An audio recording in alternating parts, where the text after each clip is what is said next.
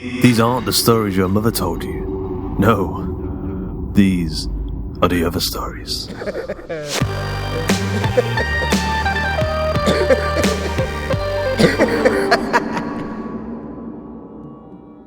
Today's episode of The Other Stories is The Great Change, written by Galen Gower and narrated by Jasmine Arch.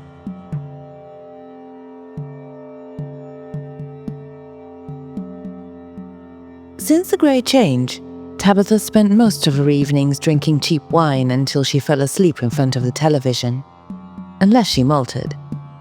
If her new skin was something horrible, like scales or feathers, she switched to vodka.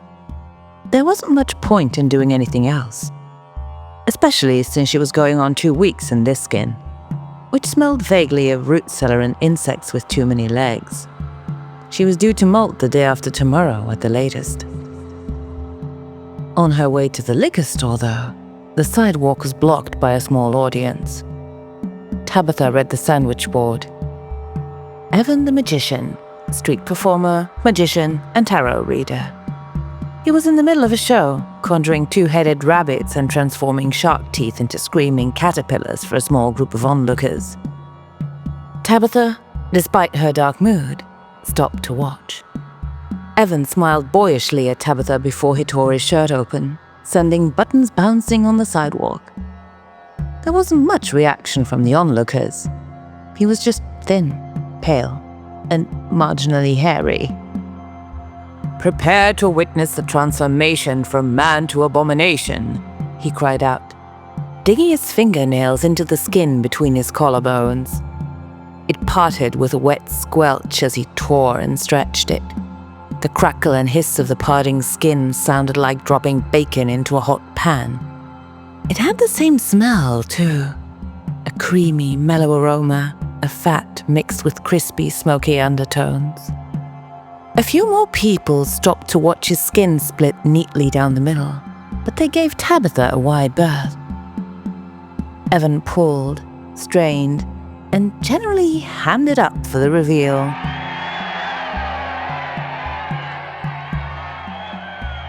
"Holy shit! Is that real?" someone asked. Evan the magician tore his chest open completely, the shed skin falling away in a lumpy, moist slough, and revealed a writhing mass of fingers underneath. Arthritic joints curled at wrong angles. Manicured digits beckoned. Gore-slicked fingers waved and searched in unison.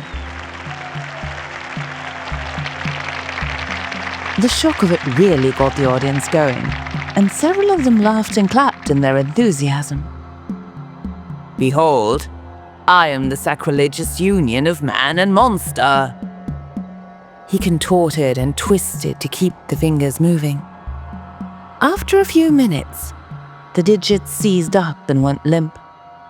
Some of them had already started deflating and falling off even before he pulled his cape shut over the baby mouse pink new skin covering his chest. After watching Evan's transformation, Tabitha wished she could trade afflictions with him. She once ended up with chitinous skin that smelled like week-old shrimp stored in a running microwave. Even though the fingers were gross, it was better than her various smells. He could hide it all behind a sweatshirt, or curl up on the couch under a blanket watching television. Tabitha idly wondered whether the street magician enjoyed British period drama and wine. "Man, I've seen this already. There's a lady up 45th who bleeds centipedes and shit. For real. Her show's dope," a teenager said.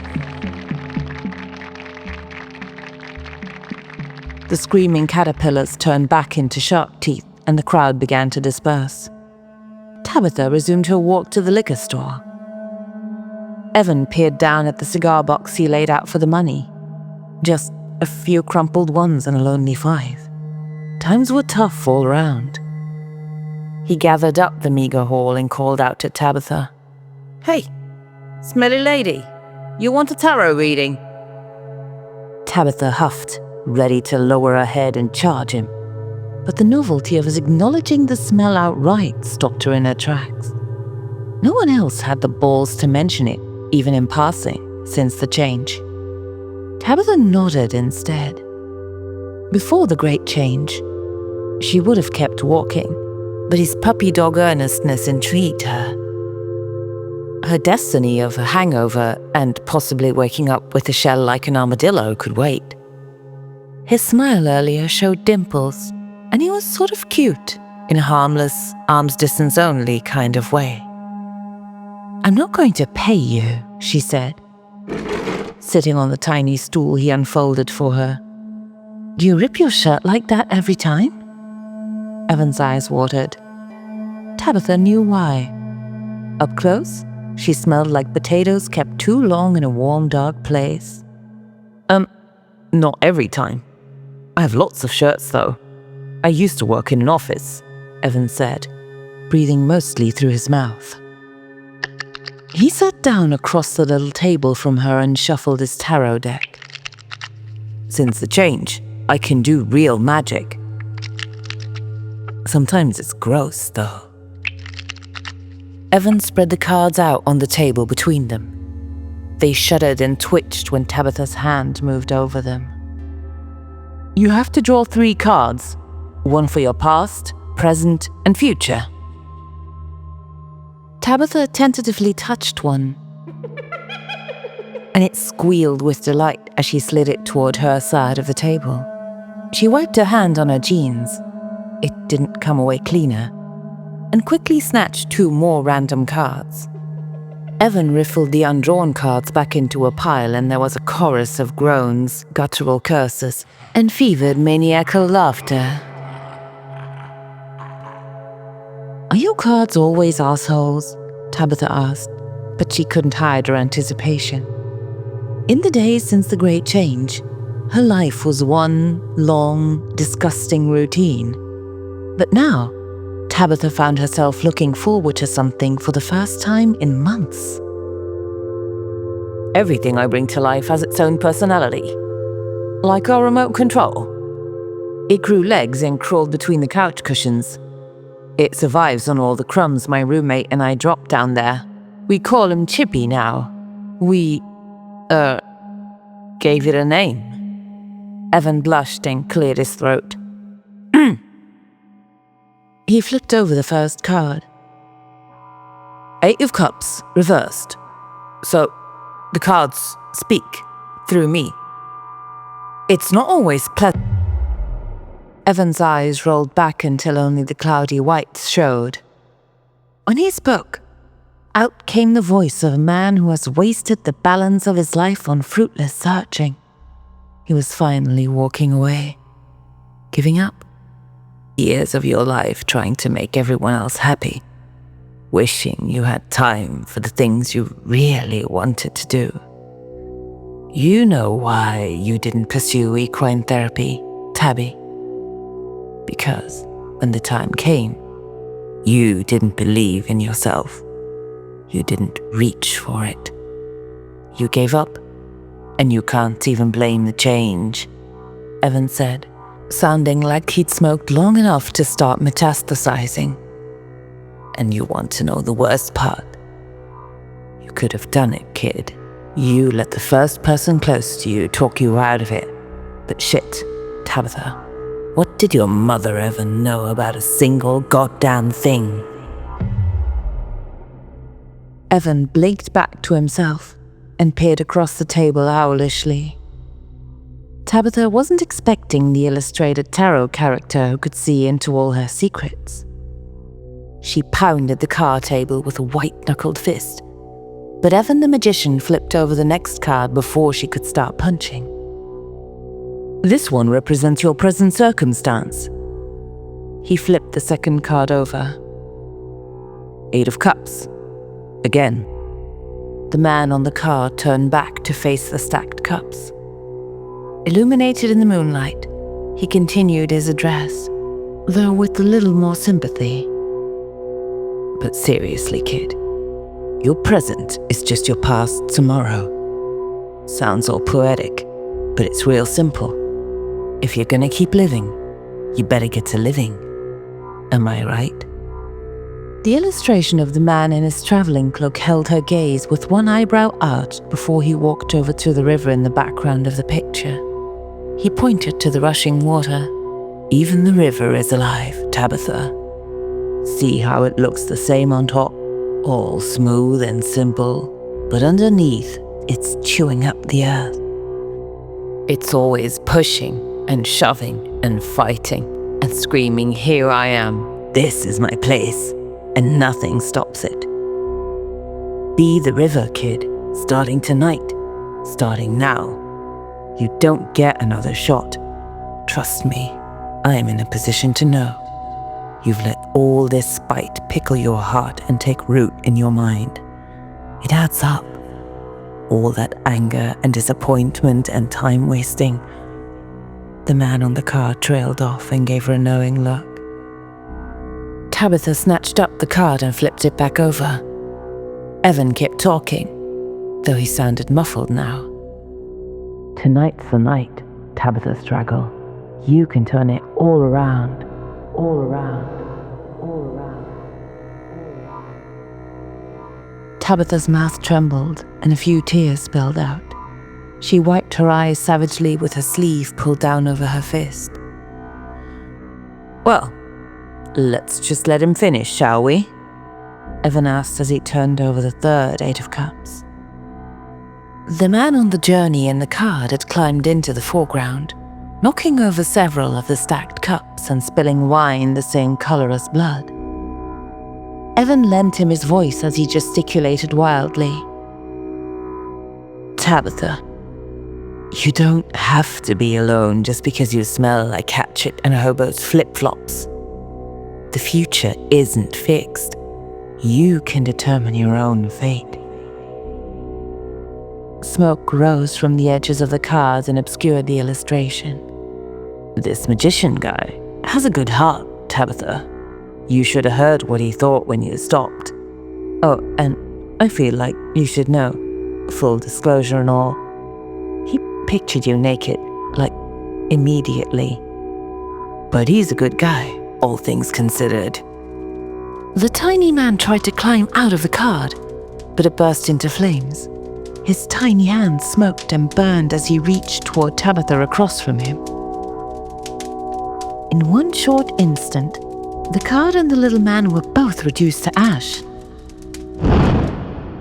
And then just a smudge on the worn table. Evan coughed and regained control of himself. "Well, that was your tarot reading. Feel free to contribute to the ongoing care of your local reader and street magician," Evan said with a half smile and gestured toward the cigar box on the sidewalk next to his chair. Tabitha stared at the smudge on the table and frowned.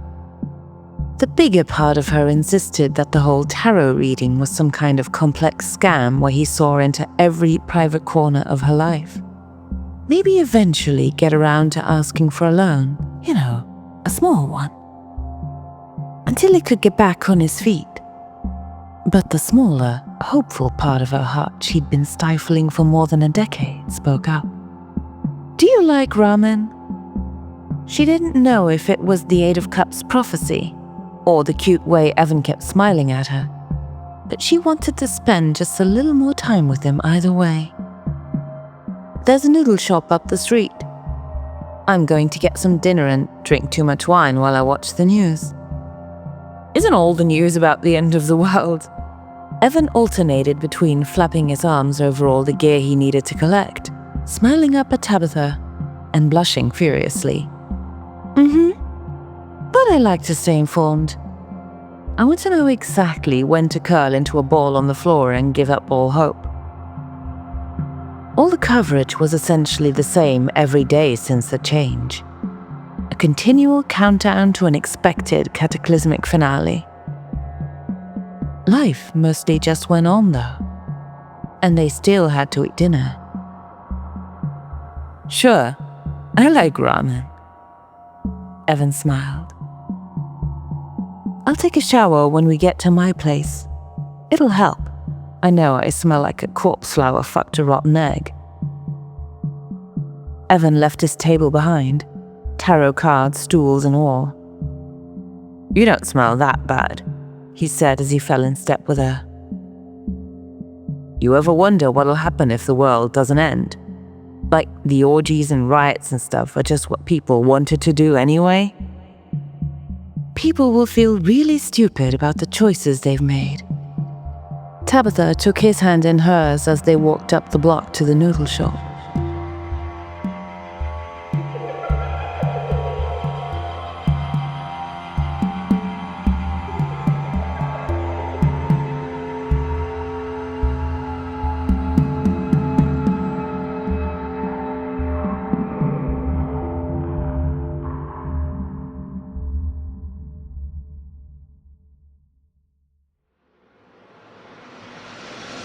I hope you enjoyed today's episode of The Other Stories. The Great Change was written by Galen, Gower, narrated by Jasmine Arch, produced by Carl Hughes, with music by Corpse and Tom Robson, and sound effects provided by freesound.org.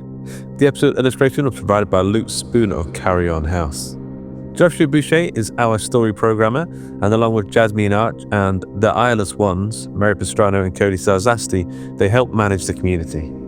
And a big thanks to Ben Arrington for the ongoing explosion of content he fires out of his social media cannon. And I got this message from Galen Gower. He said, "I still don't have social media, so give your dog a belly rub and tell them they're perfect." But he also said to check out Sloth and Envy Press's upcoming book releases at slothandenvy.com. Jasmine Arch is a writer, poet, narrator, podcaster, and all-round chaos for brains. She lives in a nook of Belgian countryside with 2 horses, 4 dogs, and a husband who knows better than to distract her when she's writing. Her work has appeared or is forthcoming in The Other Stories, newmyths.com, and Hybrid Fiction, among others. Find out more about her and her work at jasminearch.com. The Other Stories is a production of the Story Studio Hawk and Cleaver, and is brought to you with a Creative Commons Attribution Non-Commercial No Derivatives license. That means don't change it, don't sell it, but by all means share the hell out of it. Until next time.